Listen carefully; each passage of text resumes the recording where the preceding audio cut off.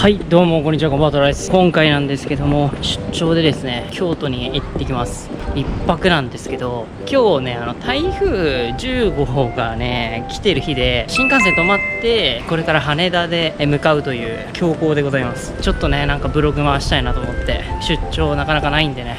なんでね、今ね、こう手が塞がっているかというと、軽いんだけど、やっぱバッグね、1個だとね、ちょっときつくて、出張って感じっすよね。はい、そんな感じでこれから羽田空港に向かっていきたいと思います。伊丹まで行くんですけど、行けんのかね、実際。そこもね、怖いところなんですけど、道中ブログ回していけたらなと思います。では行きましょう。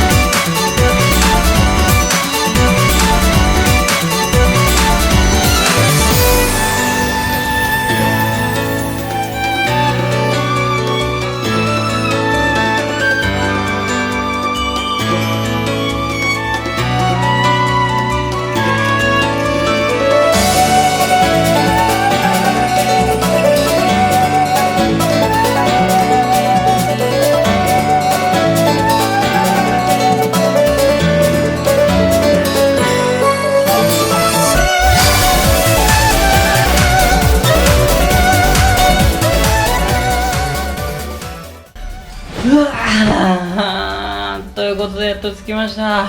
では、またお会いしましょう。See you next time. Bye.